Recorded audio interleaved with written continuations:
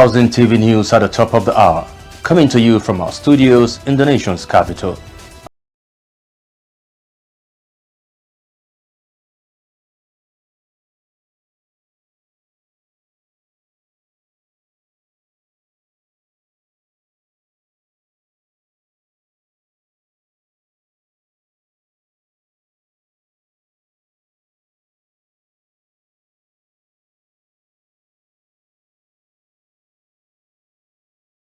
Releasing Israeli hostages under U.S. brokered deal. Now the news in details. President Bola Tinubu departed Abuja on Sunday, October 12 for Rome, Italy to participate in the Akaba Process Heads of State and Government level meeting, which commences on October 14th. The summit aims at addressing the escalating security threat across West Africa, including terrorism, organized crime, and maritime insecurity. According to a statement by Bayo Onanuga, Special Advisor to the President on Information and Strategy, the Akaba process, launched in 2015 by King Abdullah II of Jordan, is a collaborative counterterrorism initiative co-chaired by the Jordanian and Italian government. It provides a platform for international dialogue and coordination on pressing regional and global security issues. The Rome meeting will bring together heads of state, senior defense and intelligence officials, and representatives from international and non-governmental organizations. Discussions will focus on strengthening cooperation to counter terrorism, address the nexus between crime and terror, and curb the spread of extremist ideologies across borders. The President will be accompanied by key government officials, including the Minister of State for Foreign Affairs, Ambassador Bianca Odumegu Ojukwu, Minister of Defense Muhammad Badaru Abubakar, National Security Advisor Malo Nuri Bado, and Director General of the National Intelligence Agency, Ambassador Mohammed Mohammed. Secretary to the Government of the Federation, Senator George Akume, CON, has affirmed that the administration of President Bola Ahmed Tinubu is committed to supporting and collaborating with genuine private sector partners who envision a better nation.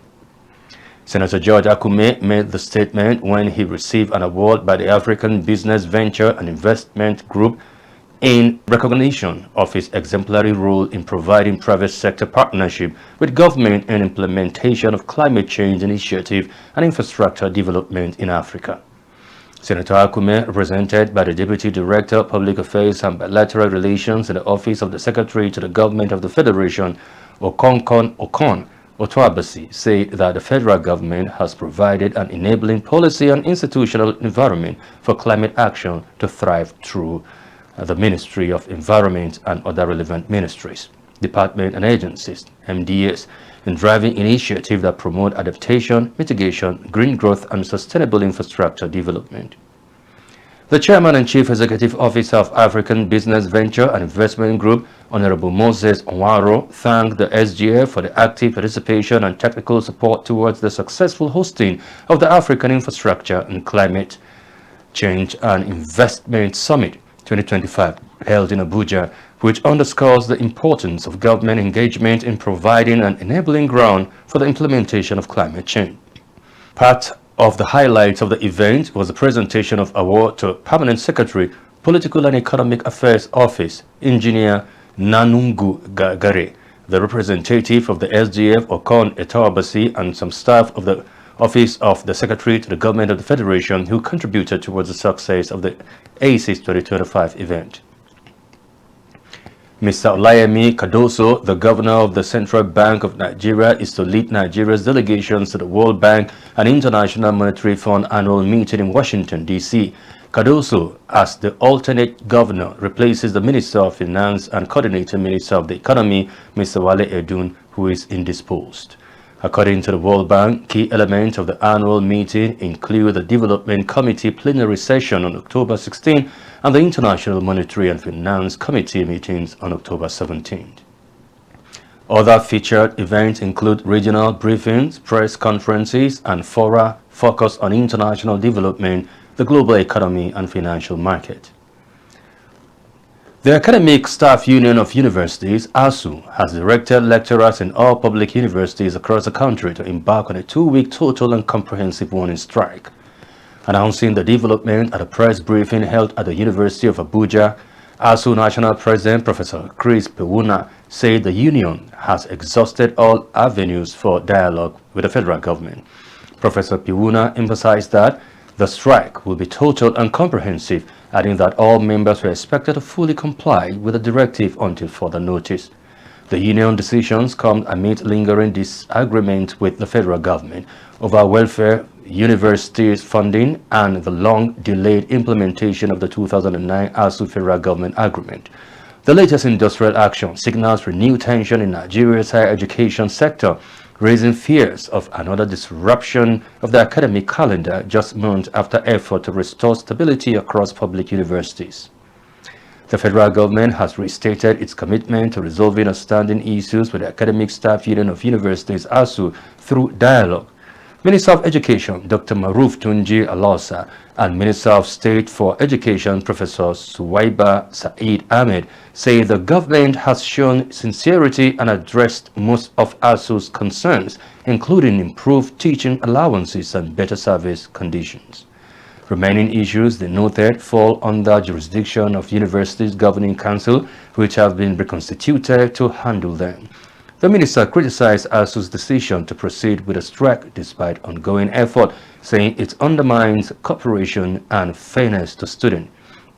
They emphasized that the no work, no pay policy remains in force, but assured that government remains open to dialogue to sustain industrial harmony. Reaffirming President Bola Tinubu's renewed hope agenda, the said reforms are aimed at strengthening university governance, enhancing teaching and research, and safeguarding the academic calendar. The minister appealed to ASU to return to dialogue table in the best interest of students and the education sector. The federal government has launched the Digitalization of Public Schools initiative and started distributing interactive smart board to public schools nationwide. At the launch in Queen's College, Lagos, the Minister of Education, Dr. Maruf Tunji Alausa, said the initiative aligns with President Bola Tinubu's renewed hope agenda and marks a shift to technology-driven learning. He highlighted ongoing projects such as the Nigerian Education Data Initiative, NERD, Data Bank, and a $40 million ICT development project with AFD to boost digital infrastructure in the universities.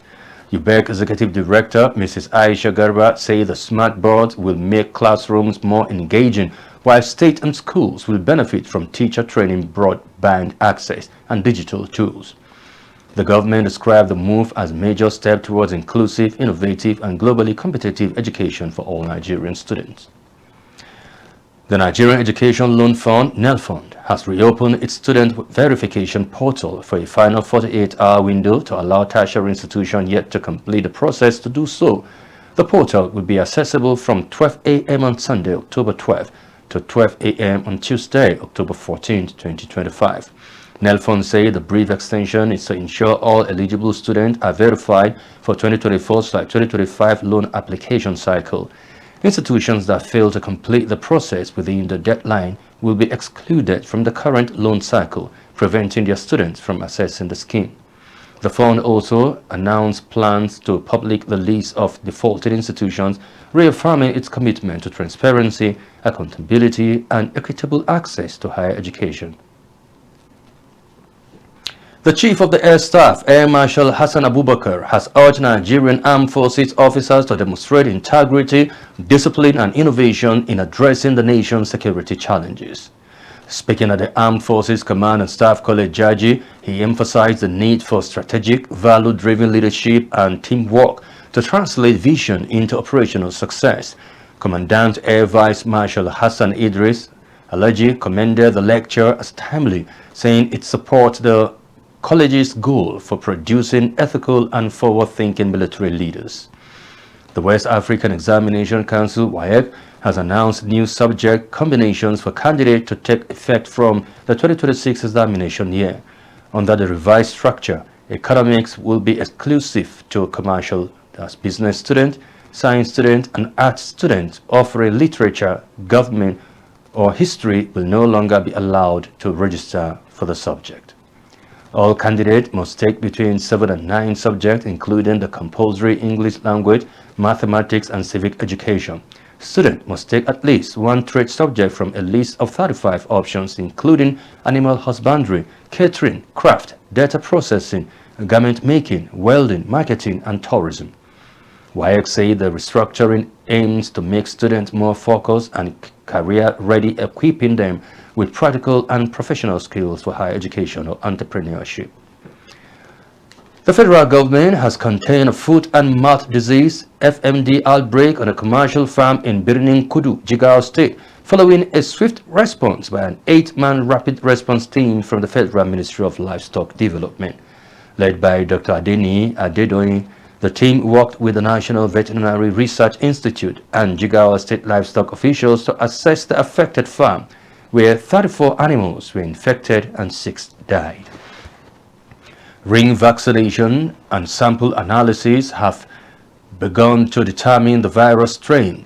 Dr. Adedoyin said the intervention aligns with President Bola Tinubu's renewed hope agenda and the National Livestock Growth Acceleration Strategy, emphasizing the need for biannual vaccination and prompt disease reporting.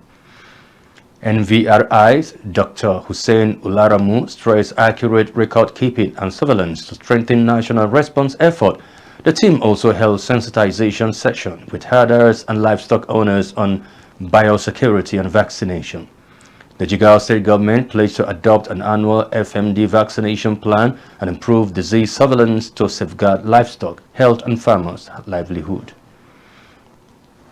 More than 500 terrorists riding on about 400 motorcycles attacked communities in the Rijau local government area of Niger State around 1 a.m. on Sunday, October 11th, causing panic among residents.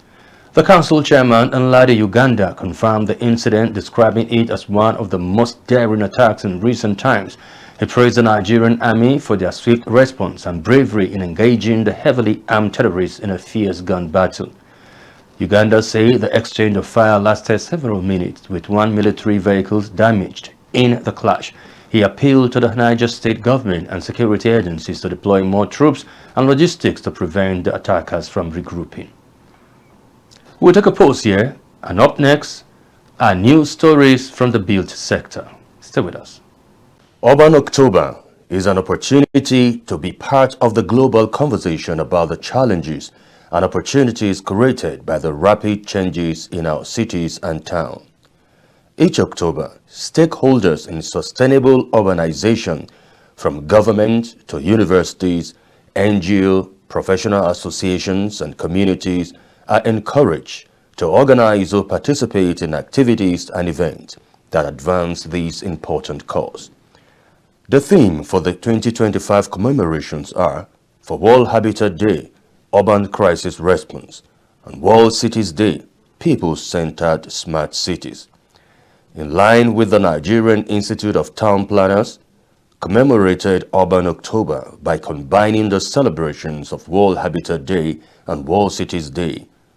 The celebration, which was attended to at the Old Parade Ground, started with a little walkout by participants, after which proceeded the opening remarks by the chairman, NITP, Queen Phillips.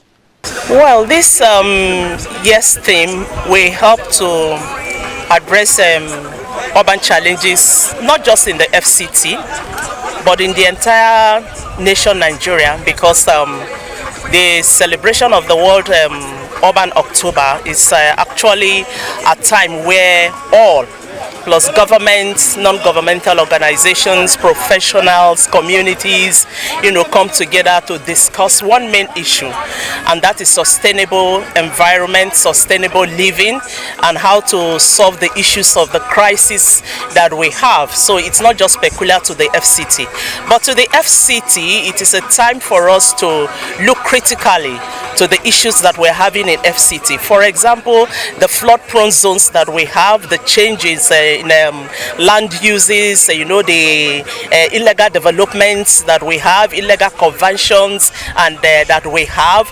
All this is a time for us to discuss. And then what do? We should have a modality where we have recourse to the organizations that do allocations before we do conversions, and then we should also seek for how we go about the developments that we do. while town planner Nathaniel Atebije also has this to say. The things that planning stands for is to ensure that there is order. And one of the things that create order is a time for relaxation, a time to recreate. And that is why the football match has come in. But it is important to note that the human settlements on the earth's surface are not just in trouble, but that it has now reached a crisis point because of disorder, because of the unwillingness of human beings to be controlled. And if this control is not done through physical planning, we know that it is chaotic. And this is what we want to avoid. I want to let everybody know that they should either buy into planning or we perish. That is a very, very dangerous thing that we are doing to ourselves. Everybody is doing something that one way or the other, it is damaging the environment. It is damaging the sustainability of human beings and his livelihood. Therefore, we have to arrest this crisis and make our cities livable and sustainable. In furtherance of the celebration was a novelty match between the Young Town Planners and the Youth Assembly, where the Young Town Planners won by 2-0. The celebration was crowned by presentations of medals to both participating football teams. Chris Jacobs, Housing TV Africa. Visit Housing TV Africa on YouTube and click on the subscribe button. Subscribe to Housing TV Africa to stay updated on latest happenings in Nigeria's housing sector. Follow our social media pages, like and share our posts. On Facebook, Housing TV Africa. On Twitter, Housing TV Africa. Instagram, Housing TV. Welcome back. Glad to have you join us on Housing TV News at the hour. Now to the built sector. The Lagos State government has demolished 17 houses along the Ikota River alignment in Oral Estate 2, Lekki, to reclaim encroached waterways and reduce flooding risk. Commissioner for Environment and Water Resources, Tokumbo Wahad, said the more followed report of illegal land reclamation and construction of buildings for sale along the river channel. He described the actions as a threat to the ecosystem and warned against tampering with wetland. The state also sealed ongoing illegal reclamation site around Patty Bonds Homes and Beeford Estate and served abatement notices to auto dealers encroaching on wetland along the Lekki-Epe corridor, which is part of the proposed Green Rail Line project. Wahad, accompanied by Commissioner for Transportation Oluwaseun Osiemi, say the Green Line, set to begin in December, will run from Marina to Epe in phases. He reaffirmed the government commitment to enforcing environmental laws and restoring Lagos wetland to mitigate flooding. Now on sport, Team Nigeria began the 11th World Para-Powerlifting Championship in Cairo on a strong note, with Esther Nwogu winning silver and Rukayat Opeyemi Ajiboye taking bronze in the 50 kg category. The Director General of the National Sport Commission, Honorable Bukola Olopade, praised the athletes for their determination and patriotic spirit, describing their performance as proof of Nigeria's strength in para-powerlifting. The championship, holding from October 9th to 18, 2025, is the first ever to be hosted on African soil. The NSC reaffirmed its commitment to fully support Team Nigeria as they target more medals and continue to make the nations proud. Nigeria medal streak in Egypt continued as Rita Ferdinand soared to victory, clinching gold in the women's up to 79 kg category at the ongoing World Para-Powerlifting Championship in Cairo, Egypt. Ferdinand lifted an impressive 153 kg to secure the world title and further cement Nigeria's legacy in the sport. Her remarkable feat adds to Nigeria's growing medal haul at the historic championship earlier in the day. Esther Nwogu won silver in the 50 kg category, while Rukayat Opeyemi Ajiboye claiming bronze in the same class, narrowly missing gold to Venezuela's Clara Fuente, who edged out Nwogu for the top spot. The 11th World Para-Powerlifting Championship, taking place from October 9 to 18, 2025, marks the first ever edition to be hosted on African soil, a milestone event highlighting the continent's growing influence in adaptive sport. Now, on the foreign scene, Hamas has released the first 7 of 20 surviving Israeli hostages to the Red Cross in Gaza, with a second group expected to follow shortly. The handover marks the start of a ceasefire agreement brokered by U.S. President Donald Trump, aimed at ending 2 years of war in Gaza. Crowds in Tel Aviv celebrated the news with tears and songs as families of the hostages received confirmation of the first release under the deal. Once all surviving hostages are freed, Israel will release about 2,000 Palestinian prisoners, including 250 security detainees. Hamas is also expected to hand over the remains of a soldier killed in 2014. Speaking aboard Air Force One, President Trump called the development a very special moment and expressed confidence that a ceasefire will hold as both sides continue negotiations on the next phase of the peace roadmap. Well, that's the most we can take on housing news at the top of the hour. Before we go, a quick recap of our top stories. Tinubu departs Abuja for Rome to attend Akaba Security Summit on West Africa. ASU shut